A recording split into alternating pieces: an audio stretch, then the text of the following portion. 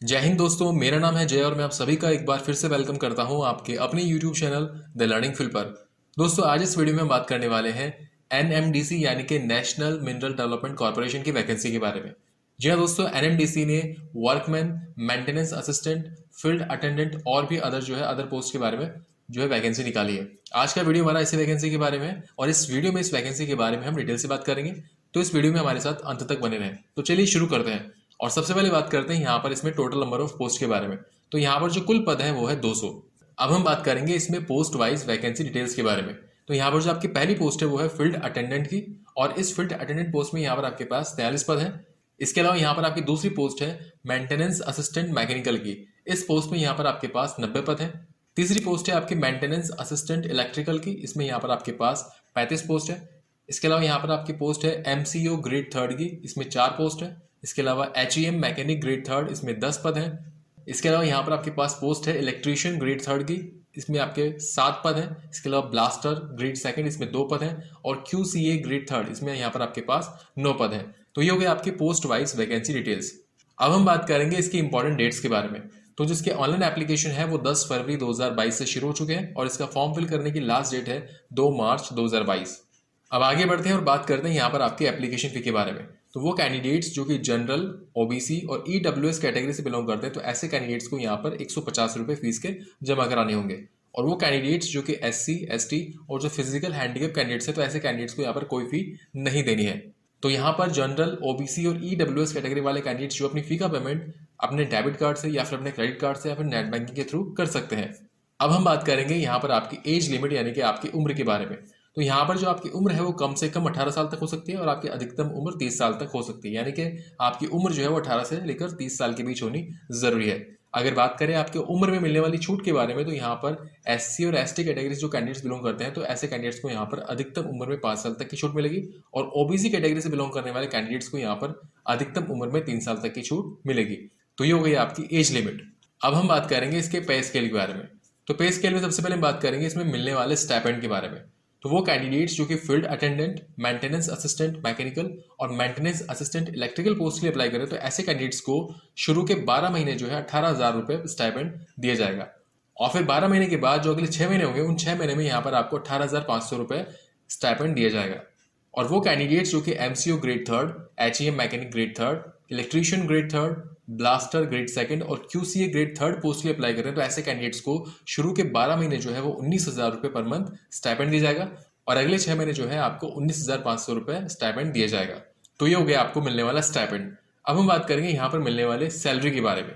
तो वो कैंडिडेट्स जो कि field attendant, maintenance assistant mechanical और मेंटेनेंस असिस्टेंट इलेक्ट्रिकल पोस्ट के लिए अप्लाई कर रहे हैं, तो यहाँ पर आपकी जो सैलरी होगी वो 18,100 रुपये से लेकर 31,850 रुपये यहाँ पर आपकी सैलरी होगी।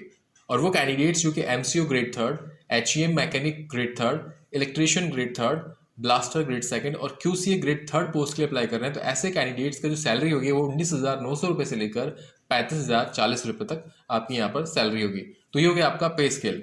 अब आगे बढ़ते हैं और बात करते हैं यहाँ पर आपकी एजुकेशनल क्वालिफिकेशन के बारे में। तो सबसे पहले हम बात करेंगे फील्ड अटेंडेंट पोस्ट के लिए आपके एजुकेशनल क्वालिफिकेशन के बारे में। तो यहाँ पर आपको मिडिल क्लास पास होना जरूरी है या फिर आपके पास भारत सरकार द्वारा मान्यता प्राप्त किसी इंस्टीट्यूट से आपके पास जो आईटी होना जरूरी है। तो ये हो गया आपके फील्ड अटेंडेंट पोस्ट के लिए क्वालिफिकेशन। अब बात करते हैं मेंटेनेंस असिस्टेंट मैकेनिकल पोस्ट के लिए क्वालिफिकेशन के बारे में। तो यहाँ पर आपके पास वेल्डिंग या फिर फिटर या फिर मैकेनिस्ट या फिर मोटर मैकेनिक या फिर डीजल मैकेनिक या फिर ऑटो इलेक्ट्रीशियन के अंदर आपके पास आईटी होना जरूरी है। अब बात करते हैं मेंटेनेंस असिस्टेंट इलेक्ट्रिकल पोस्ट के लिए आपकी क्वालिफिकेशन के बारे में। तो यहाँ पर आपके पास भारत सरकार द्वारा मान्यता प्राप्त किसी इंस्टीट्यूट से आपके पास इलेक्ट्रिकल ट्रेड के अंदर जो है आईटी होना जरूरी है। यानी कि मेंटेनेंस असिस्टेंट इलेक्ट्रिकल पोस्ट के लिए आपके पास जो है इलेक्ट्रिकल ट्रेड के अंदर आपके पास आईटी होना जरूरी है। अब बात करते हैं एमसीओ ग्रेड थर्ड के लिए आपकी क्वालिफिकेशन के बारे में। तो यहाँ पर आपके पास मैकेनिकल इंजीनियरिंग के अंदर आपके पास 3 साल का जो है डिप्लोमा होना चाहिए और इसके साथ ही साथ यहाँ पर आपके पास जो है हैवी व्हीकल का जो है ड्राइविंग लाइसेंस भी होना जरूरी है।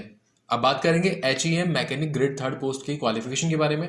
तो यहाँ पर भी आपके पास मैकेनिकल इंजीनियरिंग के अंदर आपके पास 3 साल का डिप्लोमा होना चाहिए और साथ ही साथ यहाँ पर आपके पास हैवी व्हीकल का जो है ड्राइविंग लाइसेंस भी होना जरूरी है। आगे बढ़ते हैं और बात करते हैं इलेक्ट्रीशियन ग्रेड थर्ड के लिए आपकी क्वालिफिकेशन के बारे में। तो यहाँ पर आपके पास इलेक्ट्रिकल इंजीनियरिंग के अंदर जो है 3 साल का डिप्लोमा होना चाहिए और इसके साथ ही साथ यहाँ पर आपके पास इंडस्ट्रियल या फिर डोमेस्टिक इलेक्ट्रिकल इंस्टॉलेशन का सर्टिफिकेट होना जरूरी है। अब बात करते हैं ब्लास्टर ग्रेड सेकंड पोस्ट के लिए क्वालिफिकेशन के बारे में। तो यहाँ पर आपके पास या तो आपको मैट्रिक पास होना चाहिए या फिर आपके पास जो है ब्लास्टर के अंदर आईटीआई होना चाहिए। इसके साथ ही साथ यहाँ पर आपके पास ब्लास्टिंग ऑपरेशंस के अंदर 3 साल का एक्सपीरियंस भी होना जरूरी है। अब बात करते हैं क्यूसीए ग्रेड थर्ड के लिए आपकी क्वालिफिकेशन के बारे में। तो इसमें आपको जो है बीएससी के अंदर ग्रेजुएट होना जरूरी है और ये जो आपने बीएससी करी इसमें आपके केमिस्ट्री या फिर जियोलॉजी सब्जेक्ट होना जरूरी है। अब हम बात करेंगे इसके मोड ऑफ सिलेक्शन के बारे में।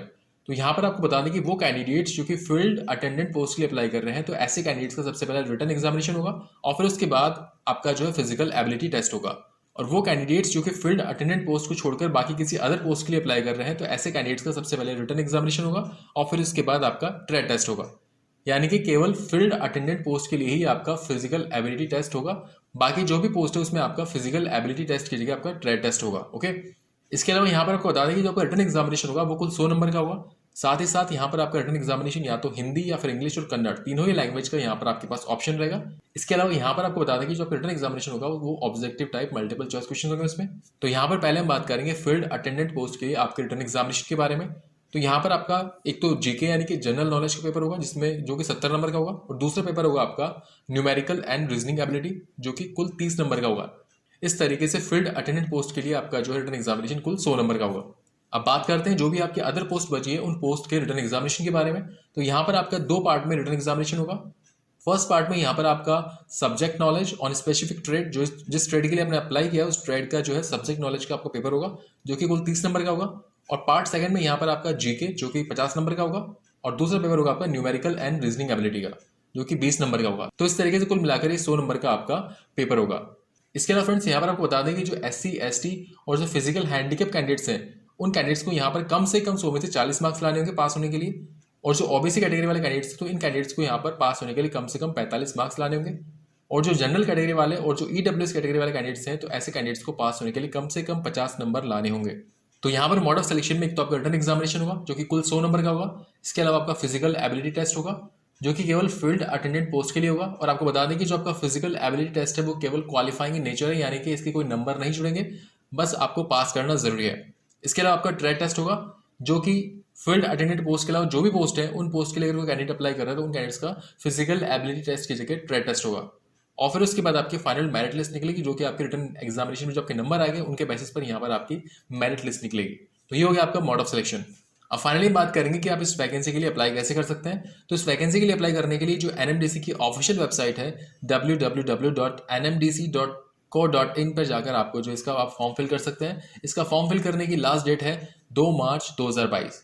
सो फ्रेंड्स ये वीडियो था NMDC यानी कि नेशनल मिनरल डेवलपमेंट कॉर्पोरेशन की वैकेंसी के बारे में। दोस्तों उम्मीद करते हैं कि यहाँ पर हमने आपको जो भी इन्फॉर्मेशन दी वो आपको अच्छी लगी होगी।